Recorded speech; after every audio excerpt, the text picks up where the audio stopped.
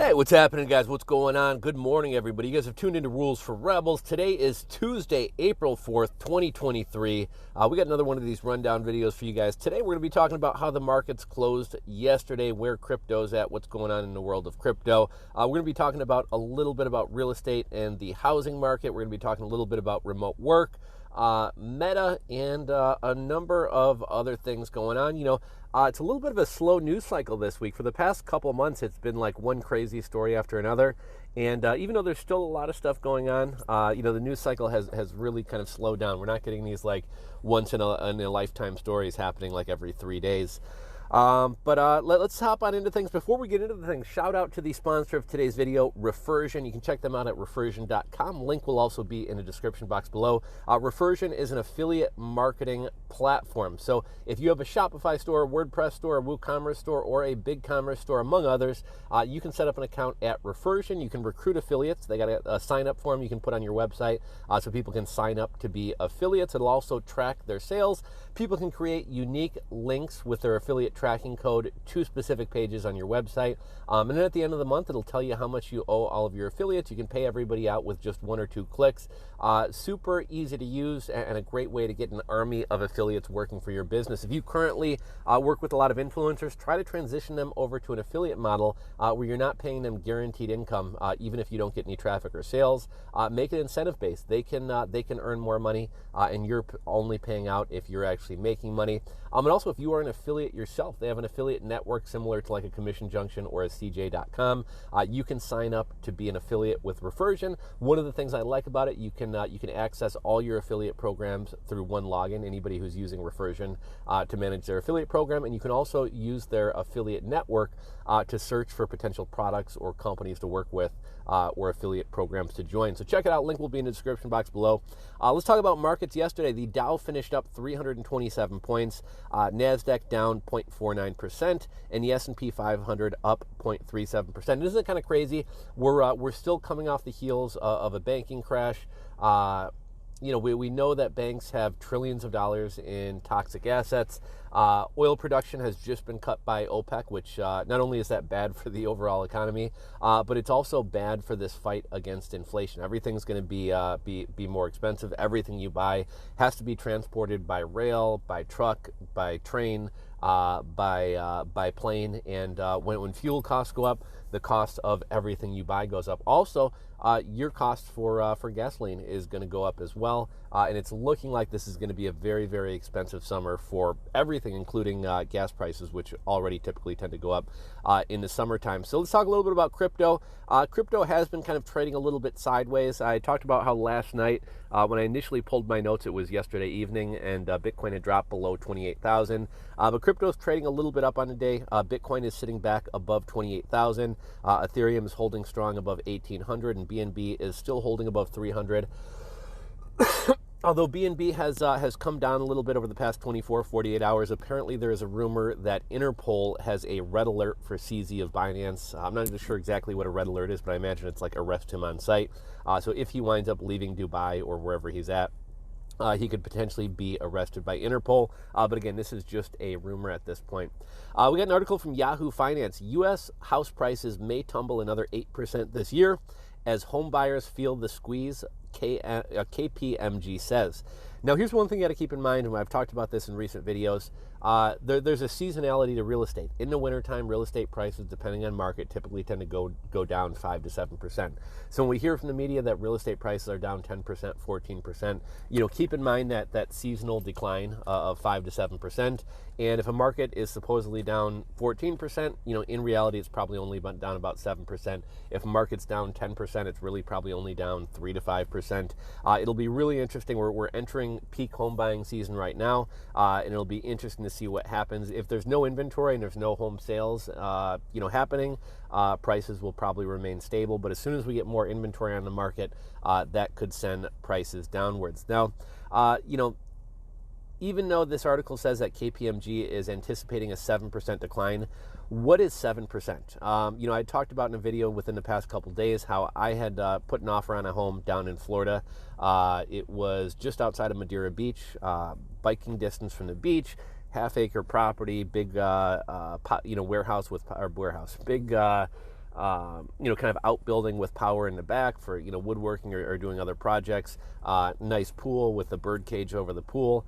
And that house was $315,000 back in August of 2020. I talked about how I saw that house recently hit the market. It's selling for 64% more than it was, 3 years ago, barely 3 years ago, back in 2020. And keep in mind, that's not even factoring the increased interest rates. A lot of people's mortgage payments today versus a year and a half ago would have nearly doubled just off the increased interest rates, but also the home price on top of that wound up going up 64%.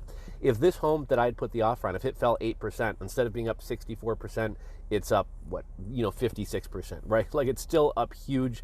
The level of pullback we would have to see to make homes affordable again is absolutely insane, and really the entire economy would need to crater. Things would have to get really ugly to bring homes even back close to affordability. Insider article: a recent survey of workers in the UK found that most workers would happily return to the office for a 4-day work week, and most workers would prefer a 4-day work week over having a 5-day work week and working remotely. I'd love to hear from you guys. What do you guys think? If you had a choice, you can either work remotely or you can go into the office, but you only have to work 4 days a week and you have a 3-day weekend every weekend. Which would you wind up doing? Personally, I would probably take a 4-day work week and having 3 days off every weekend. It's my opinion that what remote work is really about having more flexibility in your life and working less. I think remote work allows people to discreetly take back their lives. If you're in the workplace, you're kind of expected to be at work from 8 to 5 or 9 to 5. When you're working from home, if you want to take an hour and a half, a 2-hour lunch, nobody's really looking over your shoulder. If you want to take, if you're kind of feeling like slacking in the afternoon, you want to watch a movie on Netflix or watch a couple episodes of your favorite show on Netflix, you can kind of half-ass work or just sit in front of your computer and be available for chats and emails, but not really doing any work. If you want to cut out a couple hours early, you can cut out a couple hours early. And I even have a bunch of friends who are actually going on vacations while they're supposed to be working and spending entire days either road tripping or traveling on planes to where they're not really working. So, it's my opinion that remote work is truly about nobody's looking over your shoulder, so you can kind of take more of your life back. And if workplaces in general were more flexible or had less hours, I think most people would happily return to work because you don't really need to kind of steal your time back discreetly, if workplaces are set up that way. A couple other stories about remote work. Meta, aka Facebook, has completely gotten rid of the option for remote work for new hires. Managers are banned from posting jobs with remote work options. So they say this is a temporary halt, but we'll see if that winds up being true. We got another article from Insider, how 3 years of remote work has forever changed the U.S. economy. They talk about how commuter businesses are suffering. So things like cafes, bars with happy hours, sandwich shops, coffee shops, and really any business that depends on commuters. I don't really head into the city very much anymore, but I noticed one of the train stations near my home has there used to be a little coffee shop in the lobby, right? And they got a little coffee shop in a train station.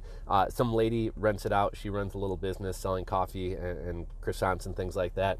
And I recently wound up going downtown. And again, I haven't commuted Monday through Friday in the morning in quite a while, but I took the train downtown during the week to go see a client, and I was like, I'll grab a coffee from this lady's shop. And the shop isn't open anymore. I don't know if she just chooses to open selective days during the week or if the shop is completely closed, but there's not even enough commuters to justify keeping this coffee shop open. And just kind of another crazy thing, this is actually kind of a good thing for the people who do have to continue commuting, but some of the suburban train stations in the Chicagoland area had literally 7-8 year waits to get a parking spot. And those waits are completely gone because there's just nobody commuting downtown anymore. Let's see. Here's one more article about remote work. This is another Insider article. Remote workers are clinging to remote work from home jobs even if they aren't happy. As the number of work from home jobs or remote jobs becomes less and less, a lot of people are finding themselves stuck between the option of staying in a job they don't like and aren't happy with, but that's a remote job, or potentially having to return to the office, but maybe getting into an industry or getting into a new job that interests them more. So a lot of people are kind of getting stuck in their current jobs because they don't want to give up that remote work. Kind of bouncing back into the discussion about real estate and home prices. We often hear that people buy homes based on the monthly payment and not the entire price of the home. And this is true of everything today, right? We finance our cell phones with buy now, pay later. People are even financing their groceries and sandwiches and Domino's pizza. But here's one thing to consider or think about. My grandparents bought their home right around the 2006 real estate crash. They're like 94 now, so within the past year and a half, maybe 2 years, they wound up having to give up their home. They just couldn't keep up with the upkeep. They didn't really need like all the stairs and everything. And it was just a bigger home than they could maintain. So they wound up moving into a condo near me, and wound up moving out of their house. But they had bought their house during 2006. Figure they sold it in about 2021, and they were basically just barely able to get back out what they paid and not lose any money selling the home after paying for after paying for realtor fees and everything else. And so think about that. What is that? 2006 to 16 is 10 years, to 16, 17, 18, 19, 20, 21. That's what, like 15 years? Like it took my grandparents 15, 16 years to be able to break even on a home. Well, imagine if you bought a home in 2021 or 2022 at these inflated prices. If the market winds up pulling back 15%, 20%, 30%, you're going to be stuck in that home unless you can pony up the difference, unless you can pony up the money to be able to get out of that home. And that may wind up being tens of thousands of dollars, in some markets even hundreds of thousands of dollars. We've seen a lot of Reddit posts and Twitter posts of people in Seattle who bought a house for $1.3 million and it's now worth $950,000. If they want to leave that home, if they want to get out of that home, they're going to have to pony up a couple $100,000. And that's one of the problems with buying a home in this market right now. You're almost certainly going to have to buy something maybe not in the best area of town, maybe not in the area you want to be in, maybe a little bit smaller, maybe it's got one less bedroom, one less bathroom, it doesn't have the basement. So you're going to have to make a compromise on your home, which likely means you're going to have to upgrade in a couple years. And if you wind up overpaying for your home, just saying, oh, I can afford the monthly payment, it doesn't really matter what the home is priced at. If home prices continue to pull back, you are going to be stuck in that home for a good number of years. Let's talk about the problems with the U.S. dollar. We talked the other day about this Operation Sandman, the idea that, conspiracy idea, but the idea that 150 countries are all going to pull out of the U.S. dollar at the same time. Even though that may be a bit of a conspiracy, we do see countries abandoning the dollar, trying to get off the dollar. They realize that the dollar is a big scam. They realize that the U.S. government bullies and manipulates countries financially. So we have Japan is now buying oil directly from Russia. India is going to be trading with trading partners in Indian rupees instead of U.S. dollars. France recently bought a bunch of natural gas from the Chinese and paid in yuan. Brazil is going to trade in their own currency, and South Africa and China, among other countries, are looking at developing their own gold-backed currency. And historically, we've seen what the U.S. does when countries try to get off of the U.S. dollar. If we look to, was it Libya? We killed Gaddafi. We invaded and killed Gaddafi in Iraq. When Saddam Hussein wanted to get off of the U.S. dollar, what did we do? We lied about weapons of mass destruction to go in there and murk him and put an end to those plans. We've also assassinated a number of African presidents / dictators, I know the government likes to call them dictators, who tried to get off of the U.S. dollar, who didn't want to go along with U.S. plans. And now we're starting to see also Indonesia. Indonesia is ditching Visa and MasterCard because they realize, after seeing what we've done to Russia, they see that we weaponize the dollar, and they just don't want to be in a position where they're reliant on the U.S. So we are seeing a lot of these countries getting off of the dollar. And that's going to be bad for inflation. That's going to be bad for the U.S. economy. And we also have now the Fed is admitting that, so I don't know if I touched on this in today's video yet, but we touched on it in a video the other day. OPEC is cutting oil production. I believe it's 1.16 million gallons per day. Russia is also cutting oil production. And even though we don't buy gas or oil directly from Russia, if Russia cuts, that means more countries that we're buying from Russia are going to have to buy from places where we buy, and that's going to wind up being bad for us as well. But the Fed is admitting that these cuts to oil production are going to make the mission to lower inflation even tougher. Apple is going to be making, according to them, a small number of cuts in some corporate retail teams. Apple is a company who all along, as we've seen tech layoffs and layoffs from all different companies and all different industries, Apple is one company who is proudly saying, you know, Facebook's laying off people, Twitter's laying off people, Salesforce is laying off people. We're not laying off anybody. Yeah, we're going to stop hiring for some of the open positions that we had, but we haven't fired anybody. Well, even Apple is cracking now. Apple, you know, they're saying it's a small number, but Apple is going to be doing layoffs as well. This is kind of a crazy story and just kind of shows kind of the lawlessness and kind of craziness of society. Columbus police are looking for 2 suspects who pulled a gun out and tried to shoot a Chipotle worker in the head over not enough cheese on their burrito bowls. This isn't a joke story. This isn't a parody story. Columbus, Ohio, some people were going through the Chipotle line, getting their burritos or burrito bowls. Apparently, one of them wanted more cheese. The employee wouldn't give them more cheese, or he hadn't given them enough cheese. They started yelling, turned into a shoving match. One of these individuals pulled out a gun. The other one was shouting, shoot him, shoot him, shoot him. This guy tried to shoot a Chipotle employee for not giving him enough cheese on their burrito bowl. Fortunately, the gun misfired, and the Columbus police are now looking for these people who are going to shoot somebody over not enough cheese. And among, you know, as we're seeing lawlessness and craziness across the country, specifically in places like Los Angeles and San Francisco, LA County is floating an idea, or a declaration as they're calling it, a plan to give criminals a slap on the wrist instead of jail time. Suspects accused of illegally carrying firearms, domestic violence, possession of child porn, residential burglary, robbery, and assault with a firearm would be cited and released instead of jailed. You know, you want to let somebody off for using meth or doing some victimless crime, you know, fine. I think that's probably a better way to handle things. But people accused of domestic violence, you know, pedos, people who are robbing people with firearms, we're just going to write these people tickets and let them go. Seems kind of crazy. Let's see, what other notes do we got here?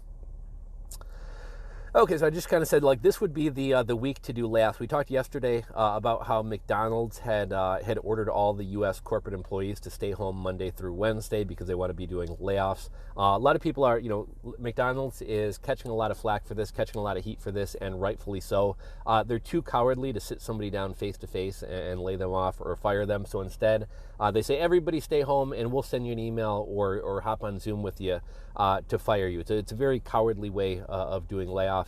But this would be the week to do layoffs if you are any company besides McDonald's. I did a Google search for just the word layoffs, and then I hit the news tab, so I'm only getting news stories. And I kid you not, I went through 10 pages of news stories about layoffs. Every single story was about McDonald's. So if you are another company who wants to do layoffs and want to kind of fly under the radar and not have kind of the media talking about how your company is laying people off, which is a bad look for investors, a bad look for employee morale, et cetera, et cetera, et cetera.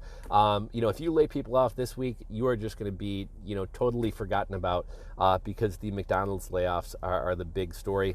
Here's kind of what's interesting, right? Like, a lot of people are saying, oh, McDonald's must be struggling. This must be a sign that people are spending less, and, you know, even McDonald's is hurting. Nothing could be further from the truth. McDonald's is seeing 16% year-over-year growth. I believe this year they want to open up 2,300 new stores. McDonald's over the past decade has not seen a lot of growth in the U.S. Most of the growth has been overseas. I think a lot of people have soured on McDonald's. Like, there's for just a couple dollars more, there's much better, healthier options, much better quality food. You know, instead of going to McDonald's, I think people might go to that burger joint or Chipotle or Five Guys or something like that.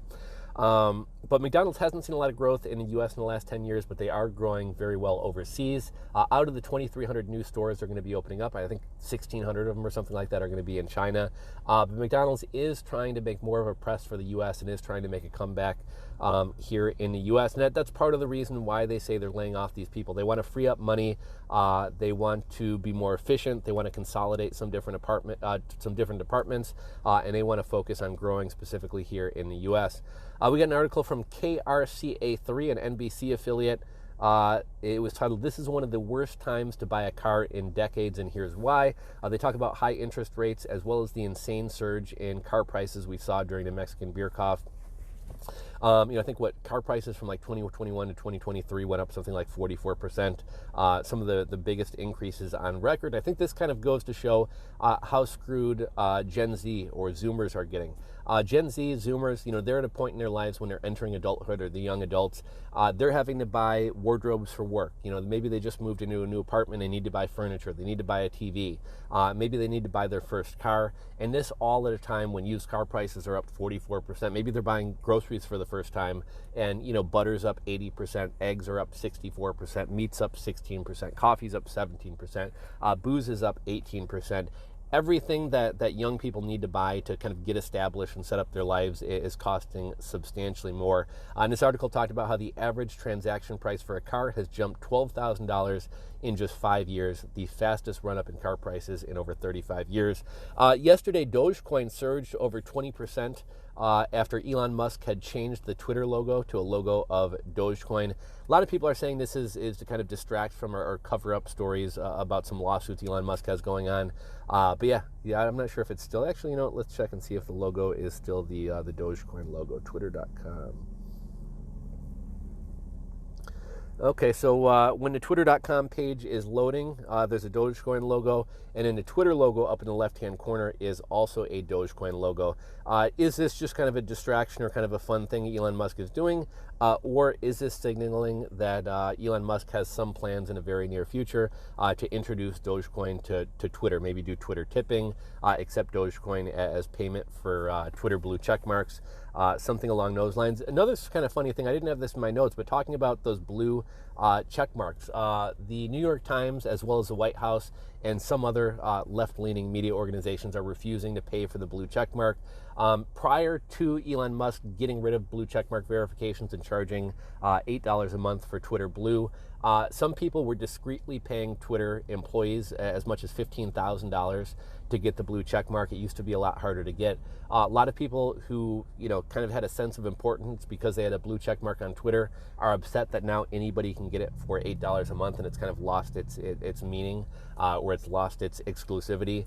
And I think the White House and the New York Times thought that because they're big, noteworthy organizations, that Elon Musk would just give them the blue check mark, even if they didn't pay. Well, both of them have recently lost their blue check marks. It's also kind of funny to me how everybody was shitting on Elon Musk about charging $8 a month for a paid verified Twitter verification. And then just a couple months later, Facebook comes out, does the exact same thing, and charges about twice as much, and nobody really says anything negative about Facebook. So it just kind of shows how a lot of hate is kind of directed towards Elon Musk, and how the media is kind of selectively going after him.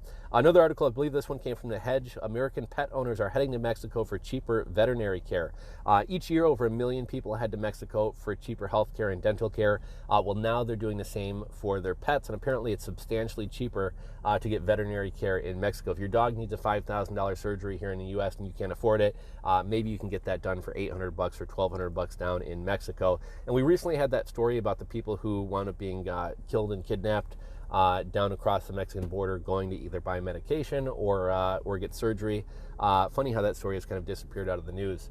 We recently heard about that story. So people are potentially risking their lives to travel down to Mexico to get cheaper veterinary care. I think that says something about how messed up the healthcare system is for both pets and humans here in the U.S., and also just kind of the state of the economy. And then the last story of the day, we recently learned that the Chinese spy balloon that flew over the U.S. That we were told wasn't able to gather any intelligence, well, turns out that it had visited and was flying figure eights around sensitive American military sites. It was sending real-time data back to China. And despite the Biden administration's efforts to block it from doing so, it was able to collect intelligence on sensitive U.S. military sites, according to U.S. officials and one former senior administration official. Anyhow, guys, I got to get running. That's the story for today. As always, I'd love to hear your thoughts, comments, and opinions on anything and everything we've discussed in today's video. If you guys enjoyed today's video, give it a thumbs up. Be sure to visit our sponsors over at Refersion.com, link in the description box below. And if you're not subscribed to the channel but want to get these kind of daily morning update videos, hit that subscribe button down below and ring the bell. As always, guys, thanks for watching. I'll catch you on tomorrow's video. Peace. I'm out.